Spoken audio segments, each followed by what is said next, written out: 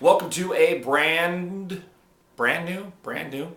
Welcome to the first webisode of 2012. I hope that you've had a great, Christmas and a great New Year's. Today is January 1st. By the way, since when do they have the Tournament of Roses parade on the day after New Year's? Now, I know they're doing it because most people are going to have Monday off. But we had Christmas. Let me back up. Born and raised in Southern California, the Tournament of Roses parade was sort of it was a tradition for me growing up. Not only did we watch it every single New Year's Day morning, but there were a number of years where I actually went and camped out to watch the parade in Pasadena happen live. So I tried to carry on that tradition with my family of watching the parade every New Year's Day, but it hasn't really stuck. I think it's mostly because parades are boring, and unless you have that sort of nostalgia to it like I do, you don't really find it all that interesting. Now the boys will sit down and watch. And Kyle was looking forward to it, but I went on today to find it, and it was like, why is it airing tomorrow? And then I went, because today is Sunday, and most everybody has tomorrow off, which got me thinking, I don't know why I didn't take tomorrow off. I'm glad, though. I'm really looking forward to getting back on the air. It's been a really good vacation. We had a fantastic Christmas. I had a chance to go visit my mom up in Prescott earlier this week, and I'm ready to get back at it. Speaking of which, this has to be one of the most newsworthy holiday weeks that I've seen, certainly since I've been doing talk radio. Usually nothing happens during the Christmas week, which is, it's part of the reason why. Somebody on Facebook had asked, why is it all the talk show hosts are off? It's because, the rating period ends. It's the ratings period stops the Wednesday before Christmas and doesn't start back up until the week after New Year's. So that's why all the talk show hosts end up having people fill in and taking their vacation at this time because we're not in a rated period. There's a small period of time during July, which is usually when I take another week off. But that's why almost all the talk show hosts aren't on between Christmas and New Year's, is because we're not being rated at the time, and we deserve some time off too. But also there isn't anything going on news-wise. Now I've got a stack that during football today I've got to start doing notes on of stories, a bunch of which I'm actually going to save until Tuesday, just because of the fact that the audience is going to be significantly smaller tomorrow, and I'm going to kind of use it to get back behind the mic and get warmed back up to the studio and being on air again. But back to my original point, we had a whole bunch of news items that were incredibly relevant to the show.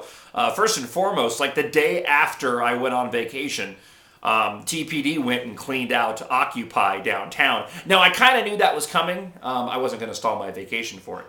But, needless to say, I was bummed. They actually waited until it was like my last day on the air. Later that day, they went and cleaned out the Occupy camp. Now, I'm not saying they did it because I was off the air and I wouldn't be talking about it. I'm just saying. So that was big news. We'll be talking about that. Plus, the judge ruling against TUSD on the Raza studies. Essentially, it's not over on the court battle, but the judge basically said that TUSD was in violation based off of the former HB 2281, and that, they lost in court. So to those supporters of the Raza studies, and that's what they are, the Raza studies, so sad, we win, you lose. Not coming, again, because it's already being posted online, not coming from a racial standpoint at all. It's always been about right and wrong.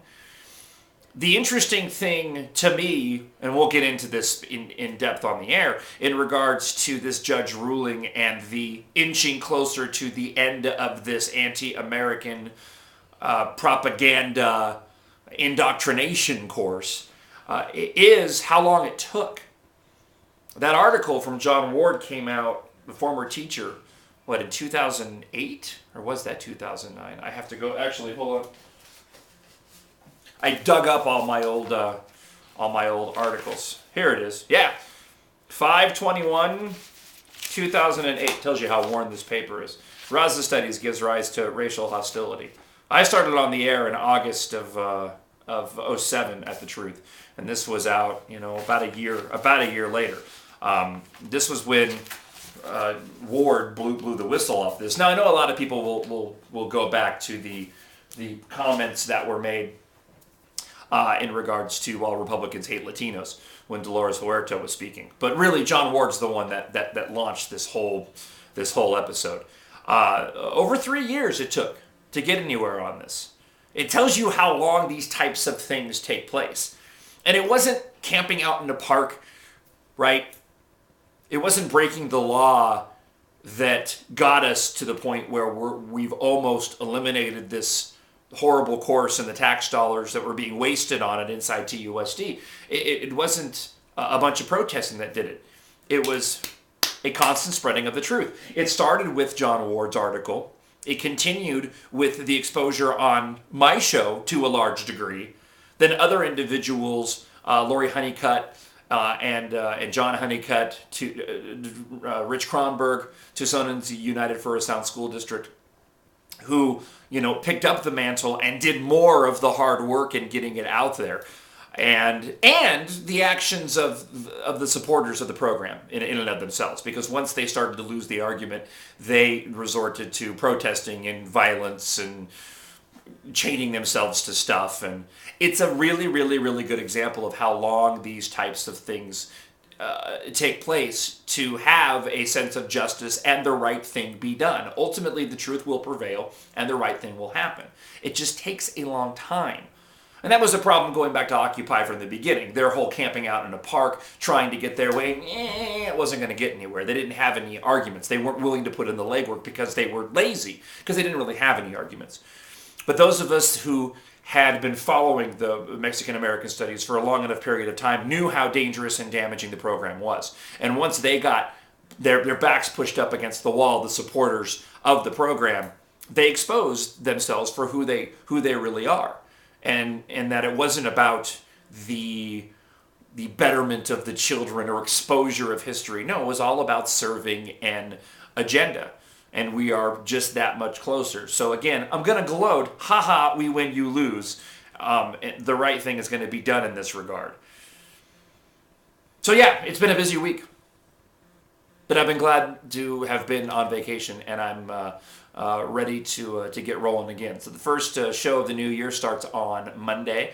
Follow me on Facebook and Twitter. Like the new John Justice personality page. I'm just about at 5,000 on my personal page. And that's my cap. So I'm going to start using the John Justice News personality page more often on Facebook. And the John Justice Fan Club show page is going to be going by the wayside, replaced by the personality page. So Twitter as well, John J.O.N. Justice. I hope, again, you had a great Christmas and a great New Year. And 2012 is going to be a busy, busy year. On a lot of different fronts. We've got some really, really, really cool things planned for the show coming up in the new year. I can't give you any details now, sorry.